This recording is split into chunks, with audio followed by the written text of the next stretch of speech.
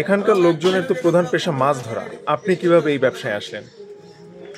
আমি আসছি যে এখানে তো মাছের ঘাট, মাছ বিক্রি হয়, তো এখানে তো এই যে জেলেরা আসে, জেলেরা তো কিছু খাওয়া দাওয়া লাগে, এই হিসাবে যে এই ব্যবসাটাই বেছে নিলাম। এখানে কয়টা মাছের আড়ত আছে? আছে প্রায় 18-20টার মতো। এই আড়ত থেকে কারা মাছ কিনে নেয়? এখানে আবার অন্য ব্যাপারীরা আছে, ওরা কিনে নেয়, ওরা ঢাকা চালান করে।